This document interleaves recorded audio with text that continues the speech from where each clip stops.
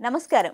BRK భక్తి ఛానల్‌కి స్వాగతం. నేను మీ కీర్తి. ఈరోజు మనతో పాటు ఉన్నారు ప్రముఖ ఆధ్యాత్మికవేత్త, జ్యోతిష్య పండితులు బ్రహ్మశ్రీ సుభాష్ శర్మ గురువుగారు మనతో పాటు ఉన్నారు. గురువుగారిని అడిగి మనకున్న సందేహాల్ని నివృత్తి చేసుకుందాం. నమస్కారం గురువుగారు.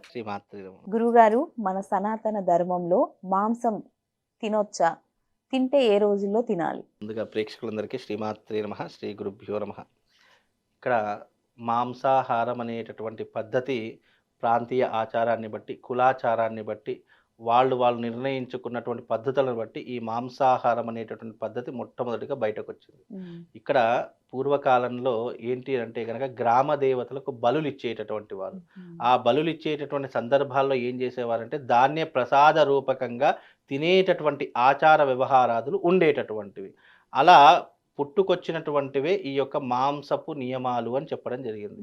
ఇక్కడ గ్రామ దేవతలకు, ఉగ్ర దేవతలకు వీళ్ళన్నీ ఏంటంటే జీవహింస కోరుకునేటటువంటి దేవతలు. అంటే వాళ్ళకు రక్తబలి ఇస్తేనే అవి శాంతపరుస్తాయి, అవి శాంతమూర్తులుగా మరి ఎవరికి హాని చేయకుండా ఉంటాయి అని పద్ధతులు మనకి వెళ్ళాయి. అయితే ఇక్కడ మాంసాహారం అనేటటువంటి పద్ధతి ఏదైతే ఉంటుందో తినేటటువంటి వారు ఎవరైతే ఉన్నారో కేవలం మంగళవారం సమయంలో మాత్రమే తినాలి తప్ప మిగతా సమయాలు చాలామంది ఈసారి ఏం చేస్తారంటే ఆదివారం సెలవు దినం కాబట్టి ఆదివారం తింటే మనకు ఒక మంచి జరుగుతుందని చెప్పి చాలామంది అనుకుంటారు. కానీ ఆదివారం తింటే రోగనాశనం అవుతుంది. అందుకే ఆదివారం మాంసపు కృత్తులు తినకూడదు. అందులోనూ ఆదివారం అనేటటువంటిది సూర్యుడి యొక్క వారం. సూర్యుడు దేని కారకుడు? ఆరోగ్య కారకుడు. ఆరోగ్యకారకుడు కాబట్టి ఆయన రోజున తిన్నామంటే ఆరోగ్య భంగం జరుగుతుంది. కాబట్టి ఇలాంటి మాంసపు కృత్తులు తినాలంటే మంగళవారం స్పెసిఫిక్‌గా చెప్పడం జరిగింది. ఎందుకు మంగళవారం స్పెసిఫిక్‌గా చెప్పడం? మంగళవారానికి అధిపతి కుజుడు కాబట్టి, భూమిపుత్రుడు కాబట్టి, ఆ సమయంలో కుజుడు అనేటటువంటి వాడు ఎవరు అనంటే గనక భూమిపుత్రుడు. కాబట్టి ఆ సమయంలో అంటే మంగళవారం రోజున తినడం వల్ల ఆరోగ్య భంగం జరగదు. కాబట్టి తినేటటువంటి సందర్భం మంగళవారం రోజున తినాలి. అందులోనూ మాంసపు కృత్తులు అనేటటువంటివి తినడమే నిషిద్ధం నిజానికి. అది ఆరోగ్యాన్ని ఎన్నో రకాలుగా నాశనం చేసేటటువంటిది మాంసపు కృత్తులు.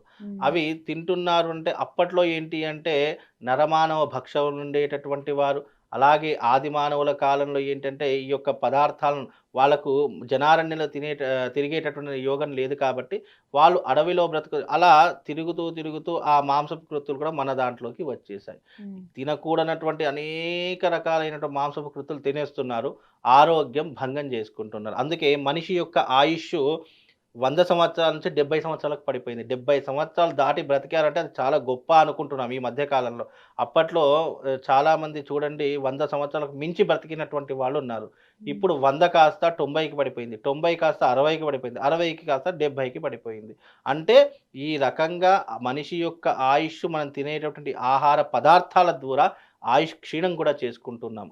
సరే తినేవాళ్ళు తింటున్నారు, వాళ్ళకి కాదు అనడానికి కూడా ఆస్కారం లేదు. కనుక ఒకవేళ తింటే గనక కేవలం మంగళవారం రోజున మాత్రమే తినాలి తప్ప మిగతా రోజుల్లో మాంసపు కృత్తులు తినకూడదు. ఎందుకంటే ఆదివారం తింటే ఆరోగ్య భంగం, సోమవారం తింటే ఆయుక్షీణము, అలాగే మంగళవారం మాత్రం తినవచ్చు. బుధవారం తిన్నామనుకోండి రోగనాశనం జరుగుతుంది. గురువారం తిన్నామనుకోండి ఐశ్వర్యం తరిగిపోతుంది. శుక్రవారం తిన్నామనుకోండి మనకు ఎనలేనటువంటి గొడవలు ఏర్పడతాయి ఇంట్లో. శనివారం అయితే మాంసం చాలా మట్టుకు ముట్టరు. శనివారం అయితే అసలు తినకూడదని శాస్త్ర నియమము. అంటే ఏ రోజున ఏమి తింటే ఏం జరుగుతుంది అవన్నీ కూడా చెప్తే ఏమైపోతాయంటే మూఢనమ్మకంగా కనిపిస్తుంది. కానీ శాస్త్రంలో మాంసం తినేటటువంటి పద్ధతులకు ఒక్క మంగళవారం రోజున మాత్రమే కేటాయించడం జరిగింది. ఆ ఒక్క వారం మాత్రమే తినాలి, మిగతా వారాలు తినకూడదని శాస్త్ర నియమం. ఓకే గురుగారు, మాకున్న సందేహాన్ని చాలా చక్కగా వివరించారు. ధన్యవాదాలు గురుగారు.